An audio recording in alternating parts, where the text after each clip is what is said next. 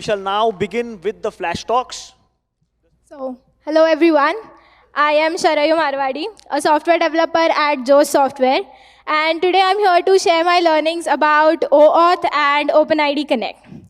So what is OAuth? So it's a single sign-on service. It's a mechanism that allows applications to, grant limited time access to user resources without sharing passwords. So when you go to GitHub and say sign in with Google, so that is what is single sign-on, and it can be done using OAuth. So here we have GitHub as our service provider, Google as our identity provider, which is also called as IDP. So as a user, first thing I do is click on sign in with Google. So that is an SSO request. What GitHub does after that is sends an auth request to Google with the payload of client ID, scope, and redirect URL. So scope is what resources of the user do you wish to access. And redirect URL is after the sign-in is successful, where do you wish the user should be redirected. So that is our redirect URL. Once Google receives the request, Google ensures that it's the user. So it will be redirected to a Google sign-in page where user will log in using username and password, and will also be asked for consent, that do you wish to sign in to GitHub, or do you wish to share your information. If the user approves, then Google will return an authorization code to GitHub. So this authorization code can later be used by the GitHub or our service provider to make another request to get the access token. So the next request done by GitHub is for token. The token request includes again the same payload, client ID, client secret, the authorization code that we just received, and our redirect URL. So what Google IDP does is, it verifies the code, verifies the client secret with the client ID, and returns you the access token and the refresh token. So now GitHub can use this access token to request any user resources that it wants, and if the token expires, it can use a refresh token. So this is the flow of how single sign-on works, and how a service provider collaborates with IDP basically to get the user information, give the user access without making a new account of the user, or creating new passwords, etc., or sharing Google passwords. Now this was about OAuth. Now let's talk about OpenID. Now what is OpenID? OpenID was built on OAuth, and it is similar. It has a similar flow like OAuth. There are just two major changes. One is the additional scope. So to mention that this is going to be an OpenID Connect request, we add an additional scope which is called as OpenID. And apart from the major difference between OAuth and OpenID is, OAuth gives you only access token, whereas OpenID also gives you an additional token, which is called as an ID token. Now, why do you need the ID token? So, access token just ensures that the user has the application and the user has the authorization to access the user resources, but it does not know who the user is. So if the GitHub, our service provider, wants to authenticate our user, it will also need user details like user ID, user email, etc. So for this purpose, OpenID was built on OAuth so that user can be authenticated. So this was OpenID. And the major difference, let me conclude by saying, OAuth answers the question, do you have the permission to access the resources? And OpenID answers the questions, who are you? So this was my knowledge about OAuth and OpenID.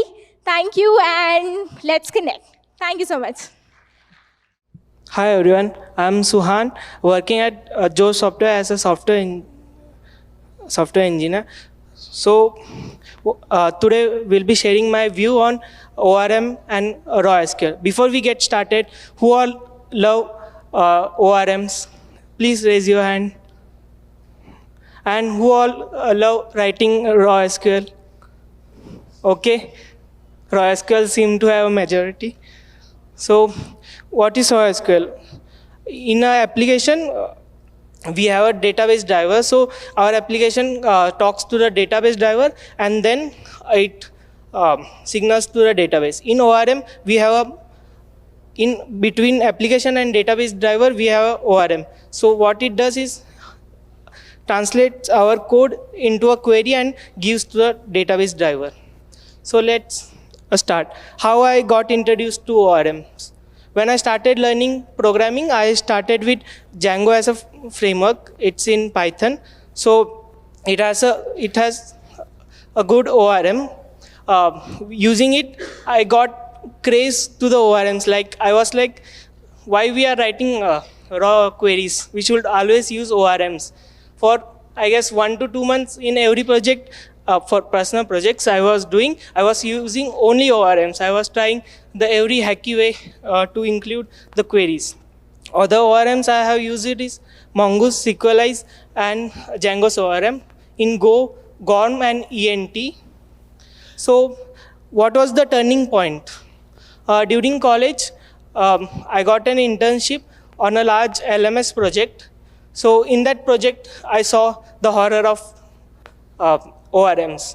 I saw the large ORM code. So there was one code I remember, like it had 4 joins, and I had to scroll the code to see the whole ORM query. So and that same can be written in like 6 lines in SQL. So that one was there, and there were some queries we had no other choice but had to write in like basic SQL to improve performance. Yes, we could have modified the ORM code to make it more performant, but like why to do it if we can write raw SQL? Then now let's see ORM versus SQL some points. So why people use ORMs? Like in initial days of project, we see a faster growth in the code development. Like initial days, lots of queries only consist of simple insert, select queries. So it can be easily written. So there goes a point to ORM. Raw queries. Yes, as I discussed, ugly joins, like when you have 2 or 3 joins, the ORM code gets ugly. So here SQL wins. So 1 point to SQL. ORM.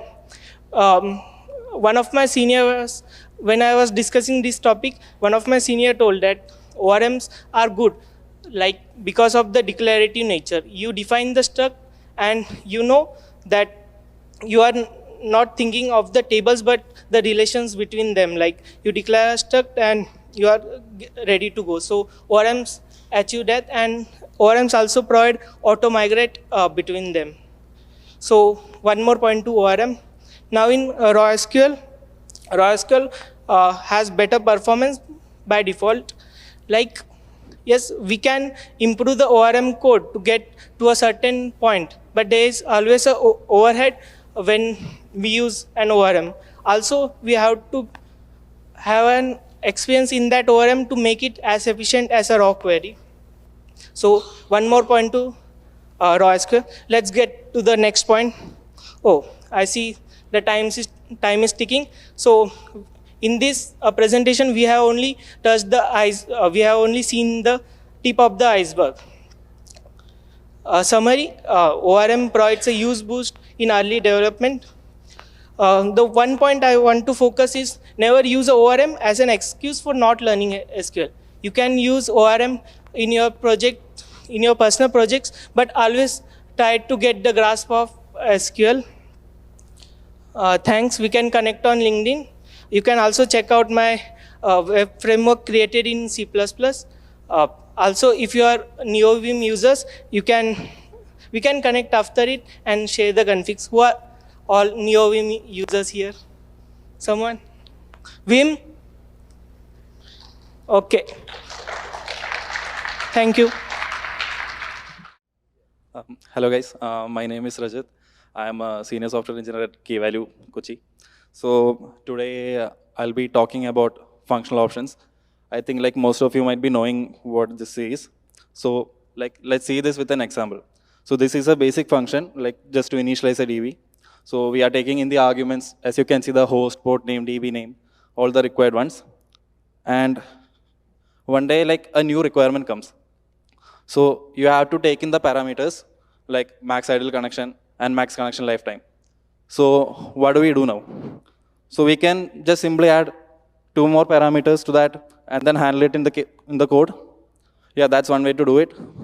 But what happens at the client side, like where it was already integrated? Yeah, like it will error out obviously because we are not passing enough arguments. So what we did was not backward compatible. So what can we do now? So here, like I would like to like say about functional options. So first what we are doing is that like we'll define a type of option which is a function, like that's taking in the argument of our object. Then we'll write a function with timeout that takes in the argument the timeout, like the value which we have to set, and it is returning the function definition like by setting that value. And we will be passing that function to our init functions. And here we will be calling our with timeout function by passing the DB object to which we have to set the value.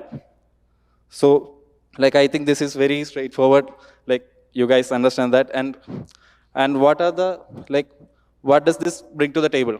Okay, so it is backward compatible, yeah, it's maintainable, and it's self-documenting. We can clearly identify like which all are the required parameters and which all are the optional parameters, right? Yeah, that's pretty much it. Like this is just a small example, like you will be having like a lot more of use cases where you can use functional options. Thank you, that's it from me. Hello, good afternoon. So my name is Vaishak, and I work out of Kerala at a company called Key Value Software Systems. So everybody knows what containerization is, right? Like everybody knows Docker. Is there anybody who doesn't know? It's 2024, obviously everybody does, but yeah, so with that out of the way, I'll just switch from the obvious clickbait to the actual title of the presentation, which is Containerized Builds Fast Enough. So then again, what is fast enough in this case? For that, I'll just share my story, share a bit of context. So in my project, we were actually using some GitHub runners, online runners to make our Go builds. And so these were essentially Docker images. So we had the Go build command inside a Docker file, and we'll just make the Docker image and we'll just deploy to production. So one fine day, we decided that it was too costly to run the GitHub runners, and we decided to switch to self-hosted machines. And what happened was, on the GitHub runners, it was taking 2 minutes to make these builds. And on these other ones, it was like taking 30 minutes, 40 minutes, like the max speed was like 20 minutes. So it shouldn't make sense, right? Because the self-hosted runner itself is a pretty powerful machine. It's an EC2 machine. And then we thought about that. Okay, so in our local, it was only taking 10 seconds. And previously on the GitHub runner, it was taking 2 minutes. And we didn't give it much thought because like, okay, it's like 2 minutes. We can spare 2 minutes. We don't care. But ideally, fast enough should be 10 seconds because on your local machine, which is much lesser powerful than the GitHub runner, it's running at 10 seconds. So why would it take 2 minutes, or like why would it take 20 minutes on this other machine? So I solved it like after some research, after looking into stuff, and it's like a pretty one-word answer. It's a pretty easy solution. So all of you are like back-end engineers here. So you guys can actually guess what it is. So any guesses? Because like PM comes to you and like asks you to make something fast. What's the first thought that goes through your brain? Like, come on, it's a pretty one-word answer. Any guesses? Any takers? No. So I'll just go. So the quick answer is use cache, and that's it. Thanks for coming to my TED talk. No, I'm just kidding. So what cache are we doing here, right? So basically, what I learned that day was Go has 2 caching mechanisms whenever we are doing Go builds. So basically, one is the module cache. So we have a lot of dependencies in all of your projects. Oh, okay, sorry. So we have a lot of dependencies in your projects.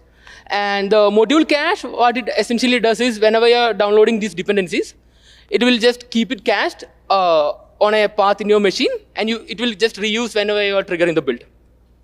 And the build cache also acts in a similar way. So what it does is, whenever triggering a build, it will generate some binary objects, and it will also keep track of that. And each subsequent time, it doesn't do the entire build from scratch. It will just try to make use of this cache. So this is what it would look like in your machine. I wanted to show a demo, but the time isn't there. But you guys can try it out. So what I want you guys to do after this is figure out the path where this cache is, try deleting that, try building your project, and see how much time it takes, and then rebuild it once again. So you guys will actually see the difference. And so how does this come, how does this come into play? How can we actually apply it to this Docker image? So this is a pretty standard Docker image. This is the official Docker documentation. So you guys can see we have just a simple go build command. The rest of the commands you guys can just ignore. It doesn't matter. But this is a specific idea. So here the problem is, every time this Docker image is being built, it will try to download these modules from scratch. So that takes network bandwidth, that takes time. It depends on the network strength. And it also tries to make the build from scratch. It isn't using any sort of cache. So what you can do is, you can do a volume mount. You can actually make use of the cache from the previous builds. So you can actually store it somewhere. Or if you're just using a specific persistent machine, a self-hosted machine, it will already be there. You can just use the volume mount. So that's basically it. So yeah, I think everybody understood that. So thank you. A big shout out to the organizers. And yeah, I'll just plug my LinkedIn here. You guys can connect with me afterwards. Thank you. That's it. And yeah, and again, I'm Vaishak. Thank you. Good afternoon, everyone. I'm Sneha Mantri, working in Josh Software as an assistant manager. I'm handling talent acquisition team there. So here is my journey at work. So I came from a conservative family where I saw my mother, grandmother, everyone doing so much of sacrifices. So I got on-job training of sacrifice, how to do sacrifice, how to adjust your life, you know. So when I got my first kid, I took break from my career to take care of my boy. My priorities has completely changed. I used to take care of my family, husband, and kid. And I started one business during that duration. But somehow I missed the office. I wanted to come to office, meet with the people, learn from them. So after 6 years, I learned what is the meaning of manifestation in real. जब आप किसी चीज़ को चाहो तो पूरी कायनात आपको उससे मिलाने में लग जाती है. And here is my beginning. My life has changed. My life has some beautiful plans for me, and Josh happened to me. After 6 years of career break, I got opportunity working with Josh Software, and I have lots of other dreams too. I wanted to learn swimming, wanted to drive. I learned driving 5 times before, but I never tried because I have no dare to take my car outside my home even. So I learned to drive. I wanted to play some sport. I wanted to do trekking and lots of other things in my wish list. And after joining Josh, I started my, ticking my bucket list. So it's not just professionally, but in my workplace, I grow personally as well. So I learned lots of things there. In my office, I used to meet with the people who is so incredible, who inspired me that age is just a number. If you have dream, there is no, you can, that dream come true at any point of time. So yes, my growth at Josh, I joined Josh, as I told you, 6 years of break. The lots of things I don't know, even I forgot. I learned there, I got lots of opportunities. I did lots of mistakes even. But then I learned from my mistakes. And I learned to accept the mistakes also. I got one more blessings last year. I got my second boy. And after my 6 months of maternity break, I came back to work again because I'm not ready for the break again.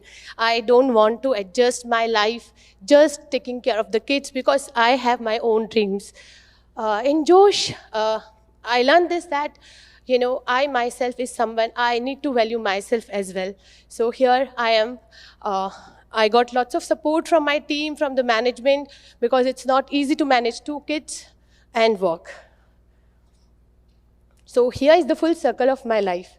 I used to take care of kids when my husband at work, but today he's helping me in the babysitting in Pune, and I'm here out for the work for 4 days conference. Thank you.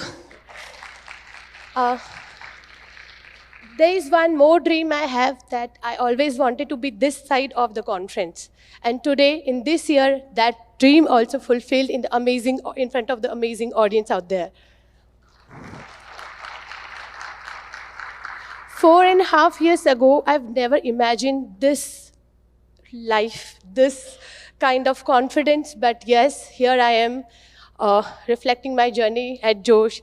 Thank you so much. I would like to thank everyone who supported me in my career, who never judged me what I am. Thank you so much to listening to me. Thank you. Hey guys, I hope you guys have had a great time so far. I'm Rajat, and I'm accompanied by two amazing engineers, Kushal and Kunal from OCTA.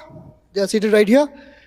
I believe most of you are already aware what OCTA does by now. I see a lot of people who use our product, but for the rest, imagine you going to Make My Trip or Air India or ChatGPT, and you navigate to this small section which says sign in with Google, Microsoft, Facebook.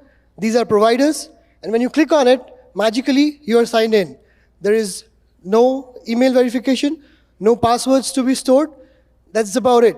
So OCTA is an engineering leader who provides these solutions and enhances the experience of logging in without any amount of friction between the user of our product and the enterprise itself. Now that you know about OCTA, I want to tell you something about myself. I have been in the industry for around 8 years now.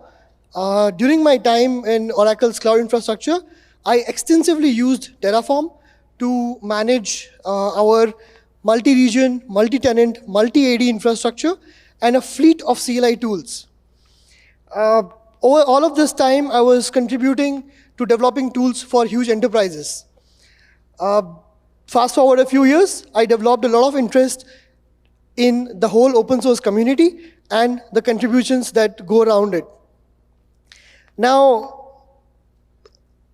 on all of that, at some point, I landed this opportunity at OCTA, where now I get a chance to build products that directly help developers to integrate with all of our products. So that brings me to tell you what we do at OCTA.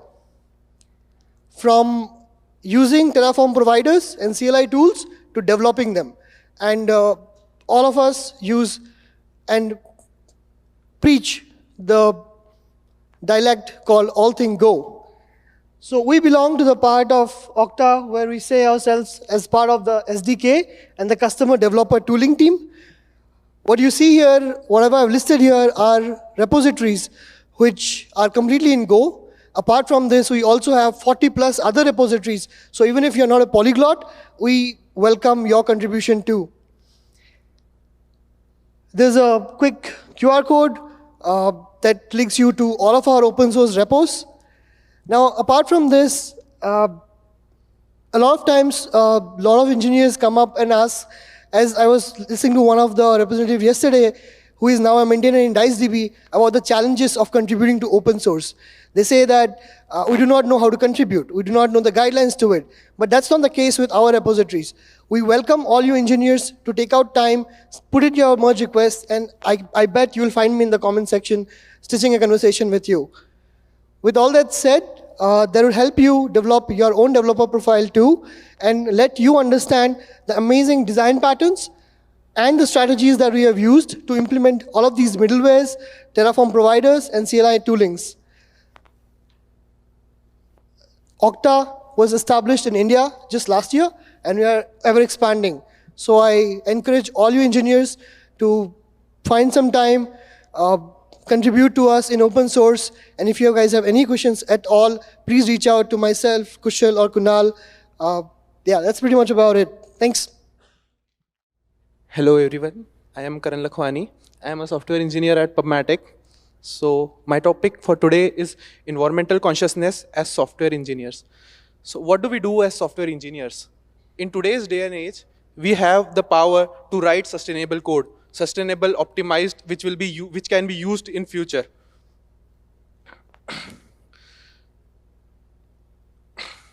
Let's go over some facts. This is a graph for carbon emissions by data centers. Let's see, in 2010, it was 200 metric tons. And now, in 2024, it has reached until 500 million metric tons. So can we see something here? The type of carbon emissions that we are doing, it's quite unrealistic for our future generations to live in this world. A single data center can take as much as electricity as a small town. Storing 100 gigabytes of a data in cloud can have carbon footprint of around 0.2 tons of CO2. A normal device, let's take an example of a mobile phone. A life cycle of a mobile phone is of 3 years. The carbon emissions from a mobile phone are of 85 kilograms in those 3 years. This is the most important thing that we can do. So for example, let's take an example of a code block that is getting run 1 trillion times in a year. Can we optimize that code block? If we can even optimize it by 10%, we can significantly reduce the power consumptions. It can start from CPU consumption, in turn power consumption, and in turn it will impact the CO2 footprints on the environment. Now, we'll see how we can, these are not guidelines or some rules, but these are some pointers that we can use in our daily life as programmers, which we can use to minimize our carbon footprint on the environment. So we can write optimized code. As I just gave an example of 1 trillion requests, imagine reducing that CPU consumption. For example, let's take an example of infrastructure. More often than not, our K-test pods are running on we have more than required pods. For example, when we do a load testing, if we have a QPS of around 3,000, and in production we are using pods with only 1,000 of QPS because we have more resources. Can we not reduce that? That will also impact carbon footprints in some significant way. We can design for low energy and bandwidth. We can choose tools and frameworks in our day-to-day life which are sustainable and optimized. We can reduce e-waste. Let's take a basic example for e-waste. In our offices, more often than not, if our devices are up for repair, we try to get new devices as much as possible. But here we can try to repair, not replace. And while developing, as much as companies try, they can try for carbon neutral data centers that are available. For example, Google Cloud, they have gone carbon neutral for last 5 years. Last year, our company Pubmatic, they have also gone carbon neutral. Environmental consciousness is not a buzzword. It's happening right now, and we have to take actions today. With every line of code, we are responsible for your environmental stability in future. These are some references, and yeah, thank you. So let's move ahead. I will be talking about my journey of implementing circuit breaker in Go. So why? So when we talk about distributed systems, challenges say that take me along. Okay. So this is an interactive slide. I want everyone to guess what type of failure does it tell you. Can anyone please guess it? Correct. It's a cascading failure. So I think I don't need to explain it to you. Okay. This one. Okay, this one is easy. It has its name in the slide. Correct. So the retries ROMs are when we are implementing retries, but they turn out to be bad for us, and it's bringing our services down because of the service is already down and we are hitting the service again and again. Okay. Can you guess this? Can you guess this one? Okay, this is death spiral. It says that when one of the node fails and we transfer the load to next one, and that fails as well. Okay, so how do we tackle them? Any guesses on this? What type of tackling strategy is this? Okay, I will move quick. This is load shedding. In load shedding, what we do is we shed the incoming traffic to tackle the whatever bad traffic is there. Let's say one of the services is down, and we optimize for like high availability by shedding some of the load that is of low priority. Okay. The next strategy that is there is this one. So any guesses? I'm being overconfident about my GIF skills. Sorry. Yeah, this is circuit breaker. Yeah, in circuit breaker, we do opposite of the load shedding. In load shedding, we were having interaction with the incoming traffic. In circuit breaker, we do restrict the outgoing traffic. Okay. So what does circuit breaker provide us? Okay, so circuit breakers provide us graceful recovery, fallback mechanism, and we can also configure retries with circuit breakers. Okay, so we have implemented same circuit breaker for our own use case, and it is open source. I will be sharing the link with you. So circuit breaker has 3 states: open, half open, and closed. In open state, we say that okay, no traffic will go outside of, let's say we are making a request behind to do payments. Okay, there are 2 separate banks that we have connection with, and if one of the banks is unavailable, we put the request to the second bank with the help of configurations here. So in this package that we have created, we have several configurations. Some of them are, we configure how we want to retry. Okay, we configure after how much time will we retry on the backend service, so that we could check if it is available or not. Okay, how do we use it? So it's a very simple method.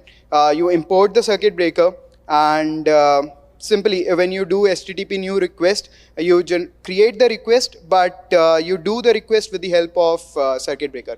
Okay, and according to your configurations, it will handle any kind of failures that happen in that request. Also, in the second line that you see, you can also set the fallback function. Let's say you already have a fallback function in mind developed, so that if you want that, okay, if one of the requests fails, you want this request to go to some other place. So you can define that in the fallback function, and you can set the fallback function here. Yes, so it is open sourced at shurutech/circuit breaker. You can go there, contribute to it, and also you can implement your own circuit breaker inspiring from that. Thank you for giving this a stage. Have a nice day ahead. Thank you. Optimize it to 10x. So we have a microservice architecture where request will come, it will process, and we send a response. And for our logging or for our data aggregation, we send some topics to the Kafka writer, which will actually write that data to the Kafka. So here is our past workflow. So when this topic is a BURL, so consider any topic or any request. So we parse it and we publish it. So we use a Go routine to publish that data. So Go routine will write that data on C1 channel. C1 channel will read that data and write it to C2 channel. When from C2 channel, when that data is read, then it will convert, it will actually marshal it, means convert it to byte, and send a C3 channel to publish that data on the Kafka writer. So that was a past workflow. It was working fine on the small scale. So we thought we can improve something. So we introduced a batching. So in batching, the work till the C2 workflow will remain the same. C2 will read that data. C2 will marshal it and publish that bytes to the C3 channel. C3 channel, you can call this as a batcher channel. So batcher channel is basically a channel that will wait till the data size or a batch size get full, or a ticker went off, and after that we'll again unmarshal it to convert that into our batcher proto object and marshal it, and we send it again on the Kafka writer, so it will perform a HTTP call. This was working fine, but the one day QPS increased and we faced this. So Go routine increased, CPU increased, we had a lot of restart on production. When we review our workflow, you can see there are unnecessary C1, C2, C3 channel. We are hopping on those channels excessively. Also, the property of channel, we use unbuffer channel. So property of it is, it will block till the message get read by a reader. So we thought of eliminating it. Also, there is one more issue. We perform, after a C2 reader, we perform marshalling, and then we are again performing unmarshalling. So solution for this is to pass a single channel. So in the start of function, when the service is coming up, we are passing a single channel. We keep our reader in a batcher, so it will read, it will aggregate a data, and instead of passing channel with a different data type, we use a proto reflect proto message. This is for a proto, so it can acquire a lot of proto, it can have a different proto object and it can send it. So this is a generalized proto, and that will write data to the Kafka. When we did it, we surprised with the result, and this was the result. If you see the first graph, we were using 100% of CPU and we reduced it down to 20%. Also, the throughput of our service was previously 10K and it went up to 100K.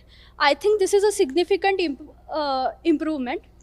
So, moral of the story, small and targeted optimization can lead to substantial gain.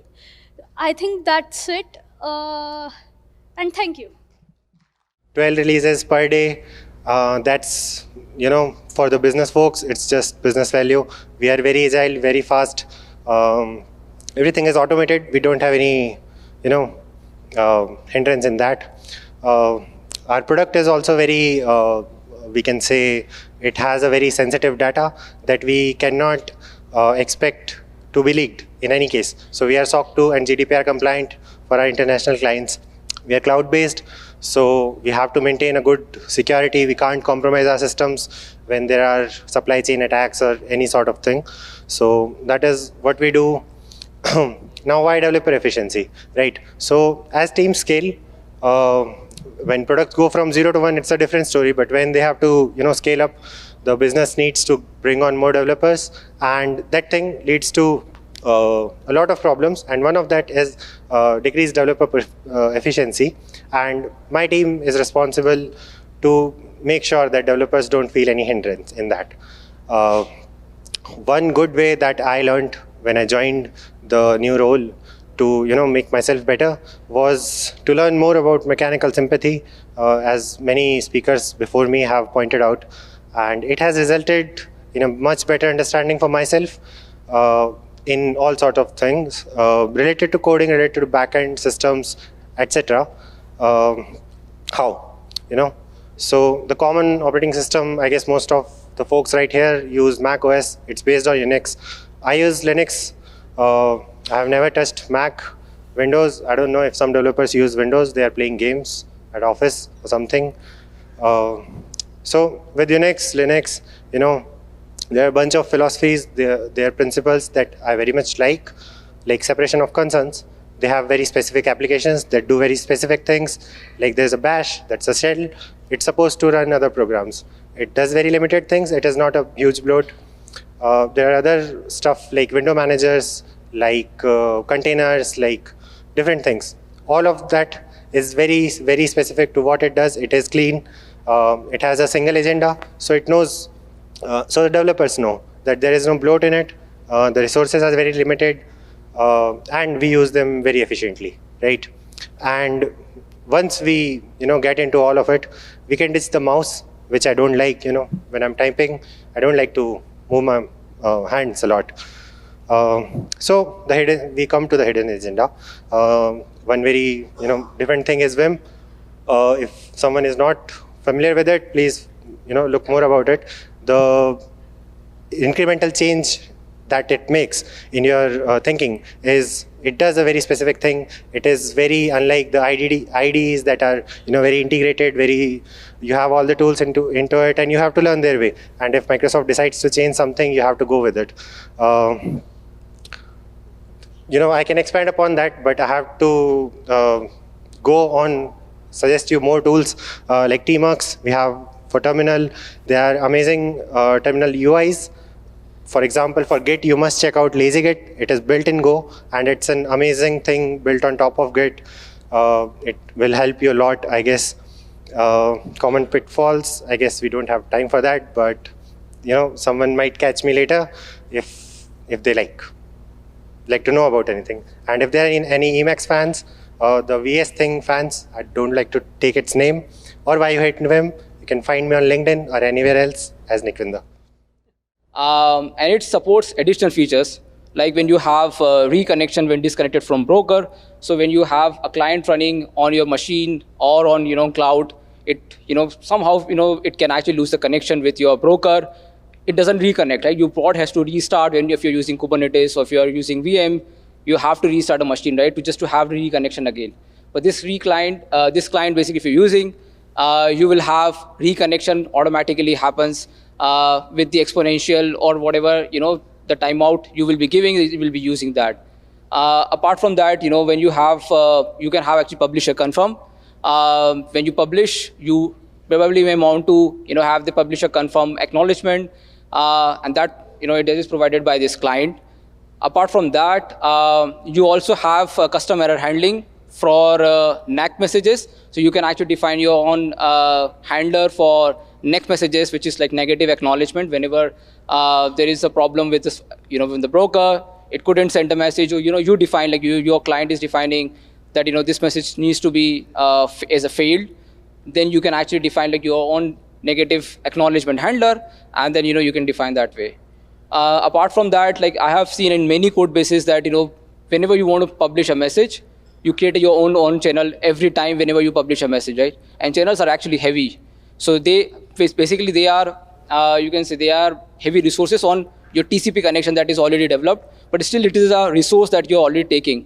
So why not use the channel pooling, right? So you can actually define your channels, and then you can reuse those channels and then just reclaim whenever you don't want to release that, right?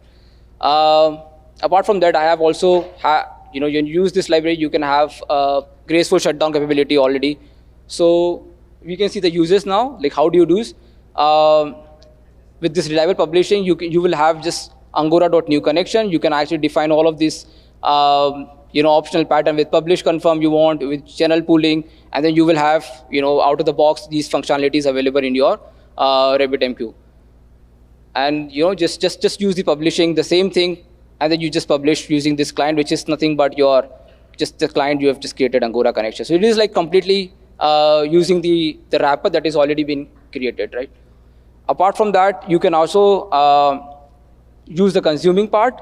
So I have taken this, this principle of consumer group from the Kafka, and why I have used it that sometimes you have machines which have concurrency capability, like parallelism. At least you may have multiple cores in hand, and you want to leverage that. So what you can do is you can just use a build consumer group thing, and then you can define your concurrency, number of concurrency. Then it will be spinning multiple concurrent consumers on the same machine, that you can actually, this way you will have concurrency at hand, and with the same machine only you will have concurrent consumers actually consuming the messages, right? This is the way you can actually do this. Also, this is like why I have actually used the consumer group, that also you don't need to cancel each and every consumer. Rather, you can actually cancel the whole consumer group. This way you will actually be releasing all the resources that is consumed by all the consumers, right? And also the last thing that you have graceful shutdown capability. So that's the last part I think I would suggest. So I think I would suggest that everybody to look into this library. Just check out the code, and if you like, you can just contribute. Yeah. Thank you so much. Thank you, thank you. So with that, hello everyone. I am Abhishek Dhondalkar, working as a full stack developer with Josh itself. तो भाई तो बात ऐसी हुई कि many of you might seen me here कि भाई ऊपर कर रहा है नीचे जा रहा है, ऊपर आ रहा है नीचे जा रहा है. तो हमारे आयुष भाई बोले भाई ऊपर नीचे क्या करना है, कुछ तो बोलो. तो I am here to talk about unlocking better search and access with Go. So as all of us know, DBMS, that is relational databases, we all of us know कि it is quite struggles with complex searches with IDBMS. And in case of full text search and analytics, we do lag in case of RDBMS. So to override this, to overcome this, what is the solution? Here is the solution: Elasticsearch. So what is Elasticsearch exactly? It provides a powerful text search and filtering by providing a faster results. Okay? So these are some features of DBMS and Elasticsearch. So what the problems we are facing with DBMS is that we do lag while retrieving the complex searches, and some quite less respondent latency while taking a response. So how to do with Elasticsearch? Let's see some code. And kindly refer the below link. I'm gonna use like the below package for this expression. Okay? So like this way, we can prepare our indexing in Elasticsearch with the help of Go. And one more thing, indexing is quite similar like as a SQL tables, and Elasticsearch is totally based on the indexes. And indexes are nothing but the tables as we create in a SQL. So this is all about how to create an index in Elasticsearch. And again, the second thing, the most important thing, how we search in Elasticsearch. So like this way, we can search in Elasticsearch, and we have to specify the index and the query.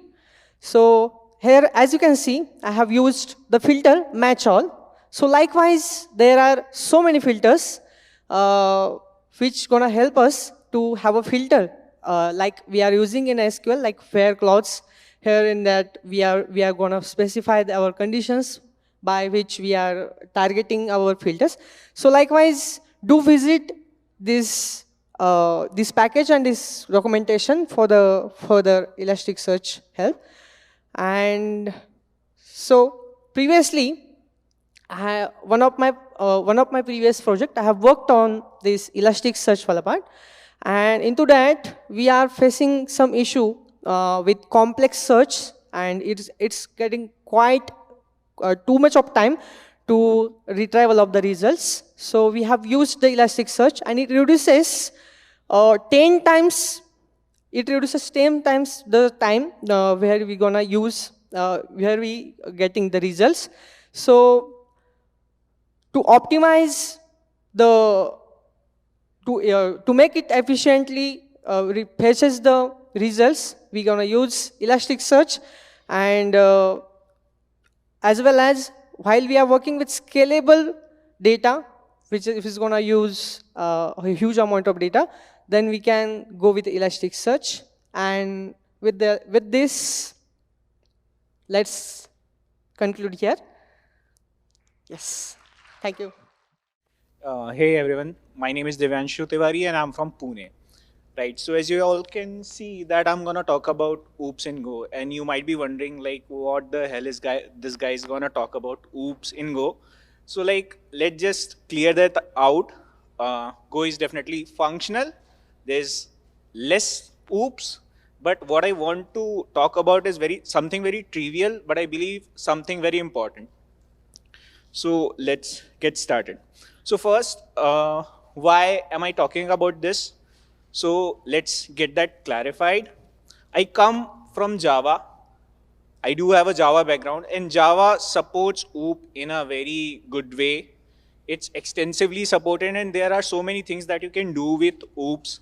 The abstraction, polymorphism, everything is there, right? And it reduces your code, runtime things that there are. It's just amazing. So when I transitioned from Java to Golang, I kind of struggled with this as to what all I had in Java, I don't have in Go.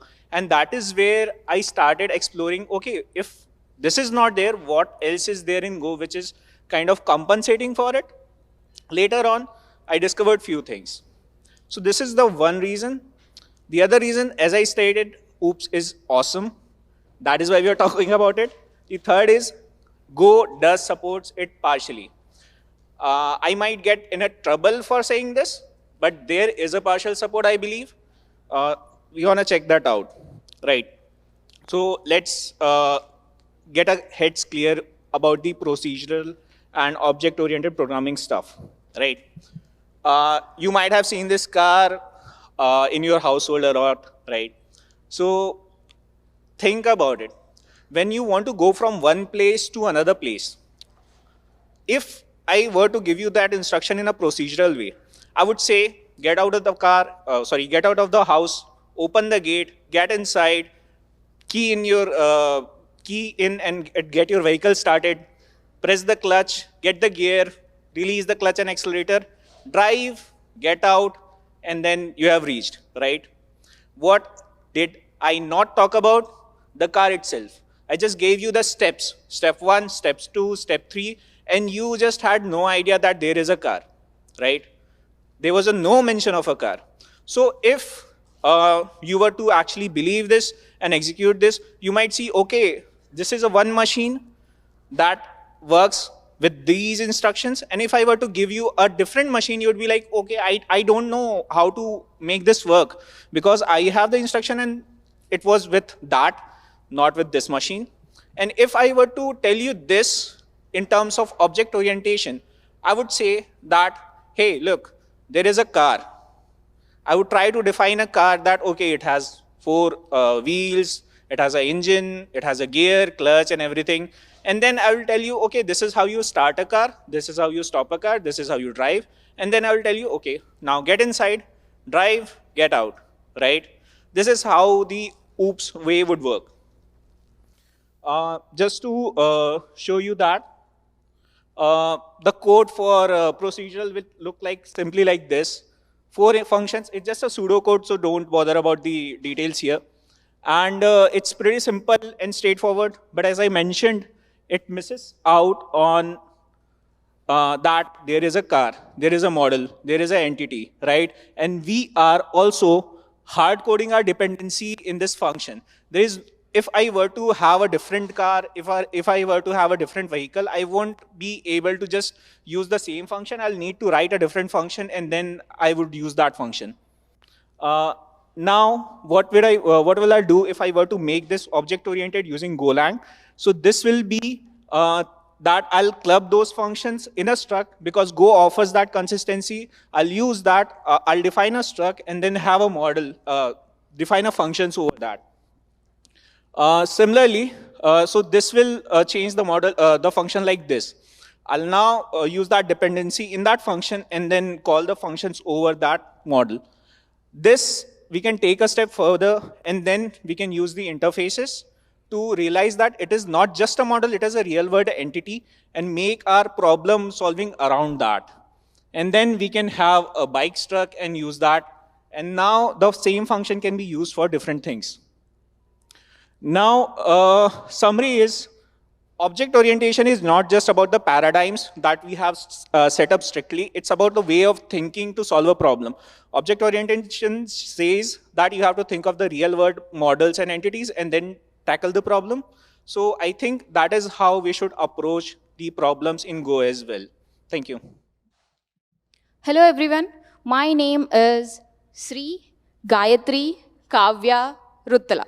I'm sure those from South India, especially from Andhra, can relate to such type of names. And yes, you can call me Sri Gayatri Kavya because Ruttala is my initial. Okay, and I'm working as a HR business partner in Joe Software. And yes, I would like to share a wisdom that I picked up from one of the greatest teachers, that is Bruce Lee. How many of you all know Bruce Lee? Okay, I think everybody know who is Bruce Lee. Here is my Bruce Lee, not the martial artist.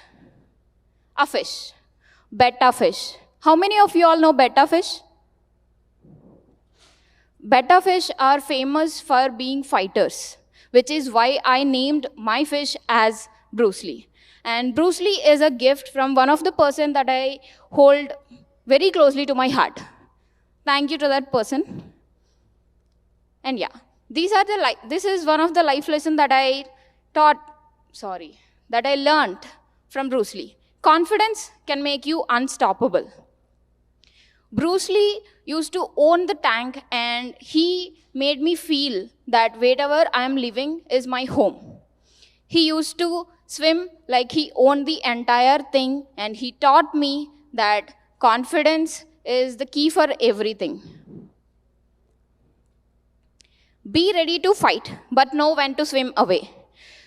Bettas are known for fighter fish, so sometimes he would flare up at his own reflection, but he knows when to calm down. This teaches us, or this reminds us to pick our battles wisely.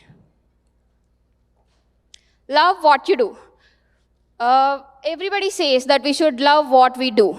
Bruce Lee used to, as I mentioned, owns the tank. He used to love swim. Sorry. Okay. He used to love flaring up his fins. And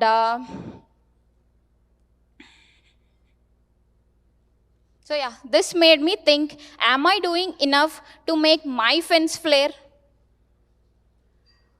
Be it Bruce Lee, the martial artist, or the betta fish. This taught us, or in fact, they both proved, even the smallest among us can leave a lasting impact. So here is to Bruce Lee. If a tiny fish can do it, so can we. Thank you all. Hey guys. So as Gautam said, I'm Padmaraj. I'm from Key Value Software Systems. I have like 3 years of experience working in Go, mainly in the domain of payments. So I think, okay, thanks. Okay, so about my topic, it's basically atomic operations and concurrency and when not to be atomic. So basically I'll just cover what the primitives for concurrent patterns are. So for channels I think most of us know from the past 2 days. I think none of us need an introduction to channels. And next on to mutexes, I think there's a talk that was held on mutexes today, but I already made the slide, so I'll just cover that. So I'll start with an example of a counter in Go using a mutex. So we have a counter variable, and we also have a mutex and wait group. So what this program does is it has a Go routine that updates a variable, and it's basically a counter variable. It concurrently updates that variable. So what we do here is we lock the operations before we increment the counter, and we unlock it. So that's basically what this program does. So this is how we would do with mutex. So I'll introduce you to this specific operation that we have in Go, which is the atomic add int 32 function. And what that basically does is it is an indivisible addition operation that is done on the machine level. So it has like inherent concurrent safety. So what internally it does, it does an register like assembly operation, which basically locks the memory bus before updating the value. So we don't need to do any locking operation, so there's no overhead for that. So I'll show the similar functionality for that using the atomic operation. So as we can see here, there's only a counter variable and a wait group. And if you see inside the function, we use an atomic add in 64 without any locking to update the variable. So if you see the output here, you can see that the final counter value is 1000. So if you see the slides, we are doing addition of 100 for 10 times. So the final counter output is correct. So on to the use case of when and when not to use atomic operations. So atomic operations should only be done whenever we only have like very simple addition logic. So nothing about like multiple shared values. So we only need to do that when it's only like something like a HTTP request counter or something similar to that. And for mutexes, what we need to do is we use them when there are like multiple shared values, and channels are mainly for message passing concurrency patterns. So I've shared some used patterns for channels and mutexes here. So channels we know from Juby's talk, like pipelines, consumers, fan out, and mutexes are used for like reader writer locks and critical sections, and atomics are mainly used for like lock-free structures. So I'll end this talk with something I say every day. So yeah, nothing else from my side. Thank you. Thank you, Gautam. How many of you are using mobile right now? Just raise your hands. That's my audience. Thank you. So,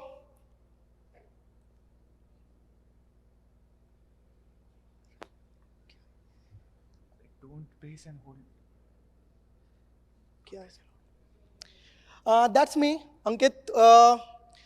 I'm a coder, and you'll always find me in meetups, conferences, and yes, I'm not a fan of iPhone. I love Android, and I'm always ready to advocate it.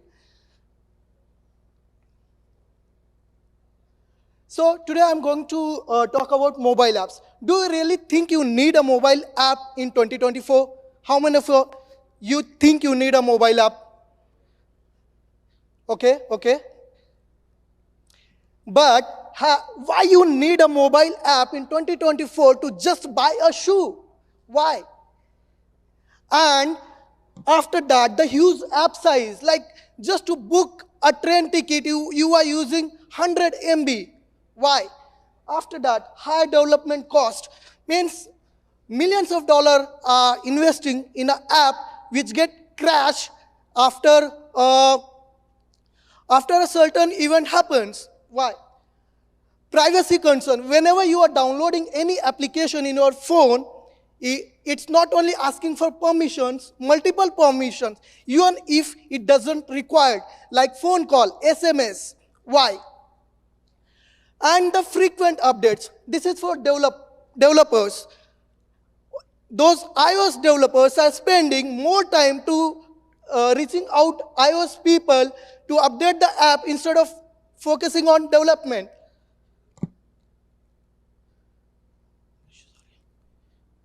And that's why I love web apps more than mobile. Web apps are first of all lightweight. It requires minimum development. Even if you have a little knowledge of JavaScript, you can develop your own apps. And as all the apps are running in a sandbox environment, it's completely safe. And yes, how many of you have Chrome in your phone? Just raise your hand if you have. And I know a lot of you will think कि इतना powerful app थोड़ी बना पाएंगे हम लोग using JavaScript. So this is the website. You can just scan and understand the massive hardware compatibility nowadays browser has. You can access Bluetooth, NFC, all the ports. It works offline. You can support native apps and everything, native features of apps as well. And I know these are the browsers that are helping you to reach out to all the web apps that you can browse and use. But why this talk? I know all of you guys are thinking, let the mobile and web app people fight. हम तो बस API बनाएंगे. And thank you so much. Now you can connect with me on LinkedIn to talk more about JavaScript. Error handling is the cornerstone of Go programming language. So Go emphasizes handling errors over exceptions and propagating and wrapping and handling those errors in Golang. So traditionally, what we do? So we always check the error type and we check whether it is nil or not, and we handle that error, right? So that is how we traditionally handle errors in Go. And if you take a look at the handling there, you can see notice one more thing, that there is the error object actually, to which we are actually wrapping an additional context message failed to do something. Which is actually Go allows you to wrap additional context to the error messages. So later on, from Go 1.13 onwards, Go introduces few additional functionalities to handle the errors. So here, the first one is errors.ease. Error.ease is basically checks for equality of errors. So previously we used to do using the equality operator, but then Go introduces the error.ease function. So the advantage of using errors.ease method is that, so it will check for equality even if the error object is wrapped. That is, additional context is wrapped to that error message. Then also this errors.ease method can match that error object. Okay. So moving on, next one is errors.ask.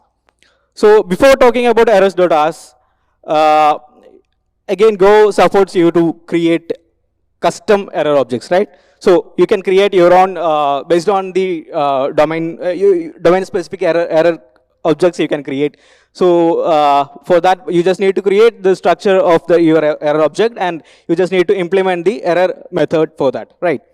So once you do that, so in this example, actually, you can see that the validate input method is actually returning an error object of that particular error type, validation error, right?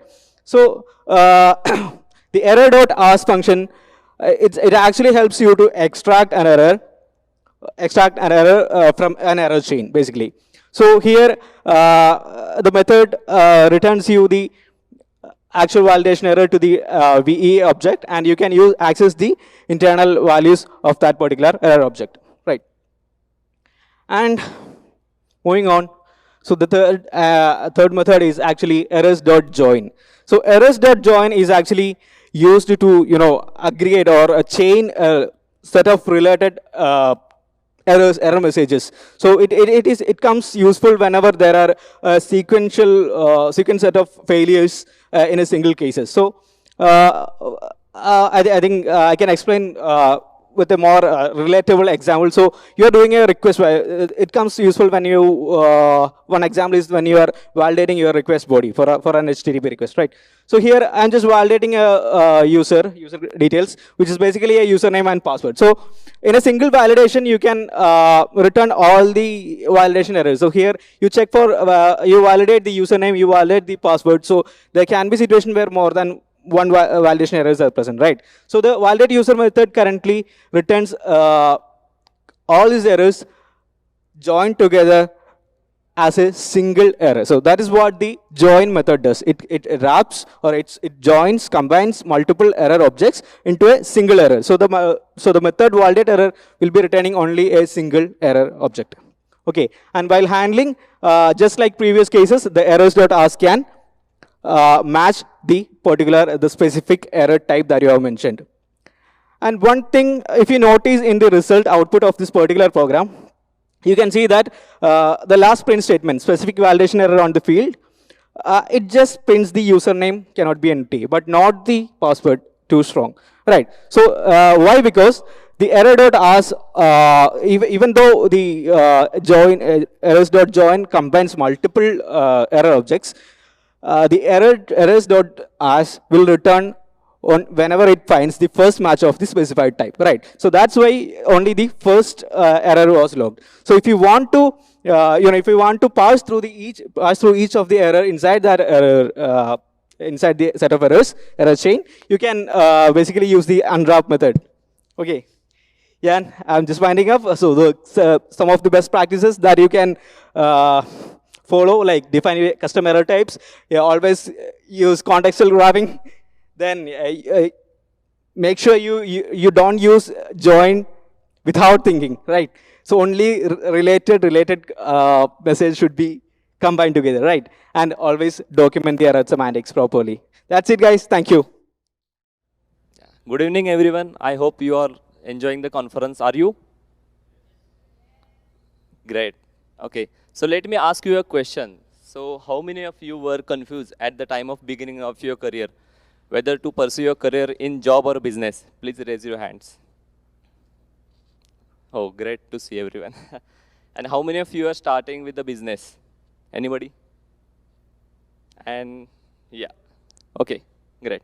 And how many of you are started with the job? Even I. Great. So I joined Josh as a HR intern in 2022 and later on got full-time as a talent acquisition executive.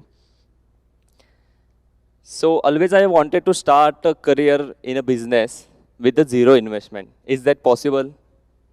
Anybody? Yeah, great. So after a research of 6 months, I started with the travel company called Weekend Life. So I started in 2 years back. So we were in only one country, India. Okay. So after 2 years, so we have presence across 30 countries, 30 plus. And after that, so number of total travelers 1,000 plus. As I mentioned, total number of countries 30 plus. And we have office in Pune, and next month we are started in Berlin, Germany. Great. So I request you to open your mobile phone and scan this QR code to see our page. Meanwhile, I ask Mr. Gautam and Setu to come up on stage.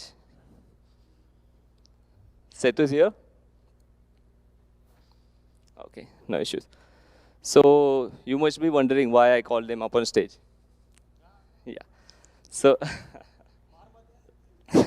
no. Okay. Yes, Setu. Please join us. Yeah, stage. Okay. So, yeah. So, guys, I am the real life example. Just always promote your passion, your skills, your technical knowledge. So, I would like to a big thank you for you both for supporting me throughout my journey. And yeah, great. So, if you are interested in any skills or if you have any ideas, please reach out to them. They are very helpful. Thank you so much.